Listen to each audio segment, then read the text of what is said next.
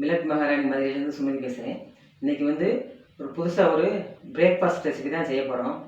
இப்போ வீட்டில் இட்லி தோசை மாவில் கோதுமை இல்லைன்னு வச்சுக்கோங்க, டக்குன்னு 5 நிமிஷத்தில் இந்த பொருள்கள்லாம் இருந்துச்சுன்னா பிரேக்ஃபாஸ்ட் ஹெல்த்தியான பிரேக்ஃபாஸ்ட்டு செஞ்சிடலாம். அது எப்படி செய்கிறது, என்னென்ன பொருள் தேவைன்னு பார்ப்போம். வீடியோக்கு வாங்க.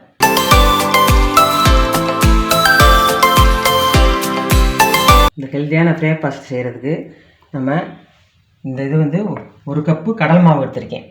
இந்த கப்பில் எல்லாமே இந்த கப்பில் தான் மெஷர்மெண்ட். இது மாவுக்குள்ள போகிறான். 1 கப் கடலை மாவு, 1 கப் அரிசி மாவு எடுத்துருக்கேன். அதுக்கு கலக்கிறதுக்கு நம்ம 1 கப் தயிர் எடுக்கணும். இதில் வந்து 1 கப் தயிர் எடுத்துக்கிடுவோம். அப்புறம் அதுக்கு தேவையான வெஜிடபிள்ஸில் வந்து கேரட்டு, உங்களுக்கு விருப்பப்பட்ட காய் போட்டுக்கலாம். 1.5 கேரட் எடுத்துருக்கேன். அப்புறம் 100 கிராம் முட்டைக்கோசு, அப்புறம் ஒரே ஒரு உருளைக்கிழங்கு, அதை பொடிசாக நறுக்கி வச்சுருக்கேன். எல்லாமே பொடிசாக நறுக்கி வச்சுக்கணும். ஒரு ஆனியன் பொடிசாக நறுக்கி வச்சுருக்கேன். ஒரு கேப்சிகம், அதையும் பொடிசாக நறுக்கி வச்சுக்கேன். இந்த மாதிரி ஒல்லியாக பொடிசாக நறுக்கி வச்சுக்கோங்க.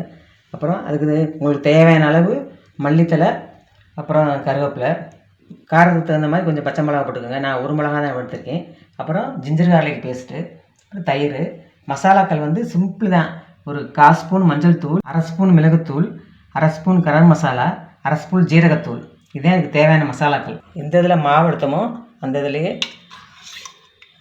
கட்டி தயிர், ரொம்ப புளிப்பு இல்லாத மிதமான புளிப்புள்ள தயிர், அதையும் எடுத்துக்கிறேன். ஃபஸ்ட்டு ஸ்டவ் ஆன் பண்ணிவிட்டு இந்த கடாயை வச்சுக்கிடுவோம். அந்த காய்கள்லாம் லைட்டாக வதக்க போகிறோம். ரொம்ப வேணாம், லைட்டாக வதக்கணும். இப்போ காஞ்சிருச்சு. இதுக்கு வந்து காயெல்லாம் வதக்கிறதுக்காக ஒரு 2 ஸ்பூன் அளவுக்கு கடலை ஊற்றிக்கிறேன். First onion சேர்த்துக்கிடுவோம்.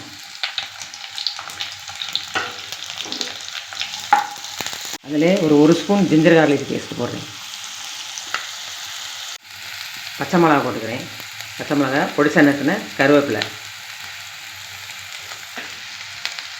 வெங்காயம் வந்து நல்லா சாஃப்டாக ஆனால் போதும், ரொம்ப வதங்க வேணாம். கொஞ்சம் சாஃப்டாகணும். ஜிஞ்சர் கார்லிக் பேஸ்ட் வந்து பச்சை வாசனை போகணும். போனோடனே ஃபஸ்ட்டு இந்த உருளைக்கிழங்கு சேர்த்துக்கிறோம்.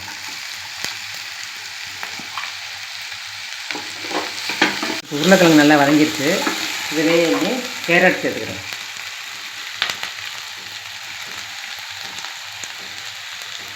கொஞ்சம் வதங்கினதும் அப்புறம் கோஸ் சேர்த்துக்கிறோம். இதிலே முட்டைக்கோஸ் சேர்த்துக்கிறேன். இது வந்து தண்ணி ஊற்றி வேக வைக்க வேண்டாம். இதில் இருக்க தண்ணி சத்துலேயே சும்மா ஒரு 1/2 பாயில்டாக வதங்கினா போதும்.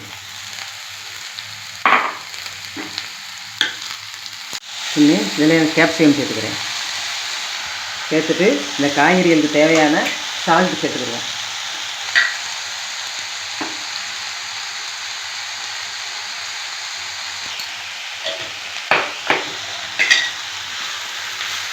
இப்போ எல்லா காய்களும் போட்டாச்சு. இப்போ 1/2 நிமிஷம் எண்ணெயிலே வதக்கிட்டோம். தண்ணியெல்லாம் ஊற்ற வேணாம். அந்த இதில் இருக்க தண்ணி சத்துக்களோடய வதக்கியாச்சு. இதிலே இன்னும் மசாலாக்கள் சேர்த்துக்கிறோம்.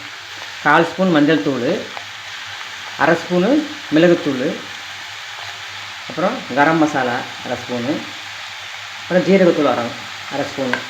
இதெல்லாம் சேர்த்து 1 நிமிஷம் வதக்கிட்டு ஃபைனலாக கொத்தமல்லி போடணும்.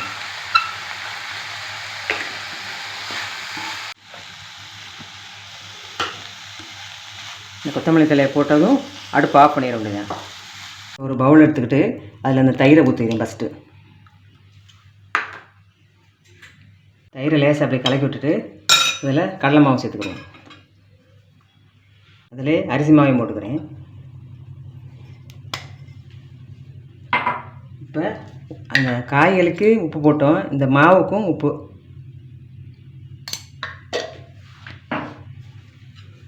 இதை நல்லா கலந்துட்டு திக்கான பேட்டராக தான் வரும். கலந்துட்டு பத்தாததுக்கு கொஞ்சம் தண்ணி ஊற்றிக்கிறோம், ரொம்ப ஊற்றக்கூடாது.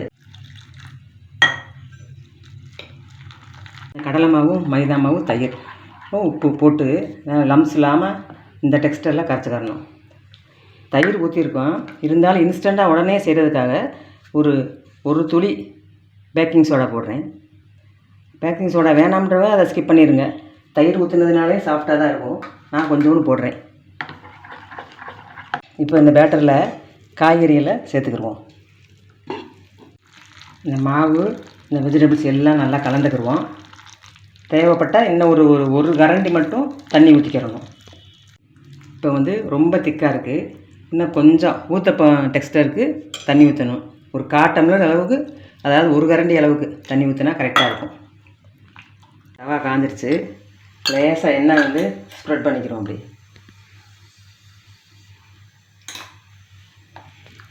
இன்னும் மாவு ஊற்றுங்க.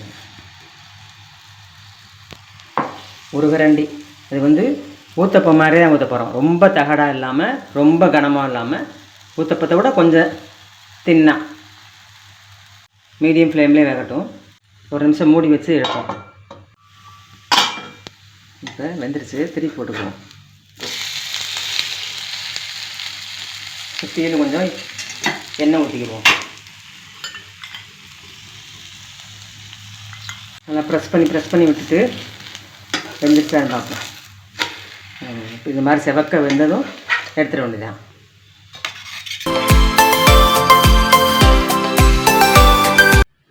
சுவையான ஹெல்த்தியான பிரேக்ஃபாஸ்ட்டை டேஸ்ட் பண்ணி காமிப்பாங்க. இது எடுங்க முதல் சொல்லிட்டு.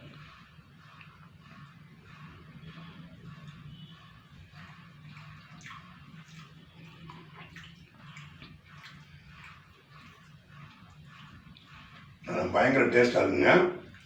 ஆர்டினரி தோசை மாதிரி இல்லாமல் ஒரு கொஞ்சம் ரொம்ப டிஃப்ரெண்ட் டேஸ்ட் இருக்குது. சின்ன குழந்தைங்களாம் நல்லா விரும்பி சாப்பிடுவாங்க. இது செஞ்சு பார்த்துட்டு எங்கள் சேனலுக்கு சப்ஸ்கிரைப் பண்ணுங்கள். சுவையான ஹெல்த்தியான பிரேக்ஃபாஸ்ட்டை நீங்கள் இதே அளவுகள் செஞ்சு பாருங்கள்.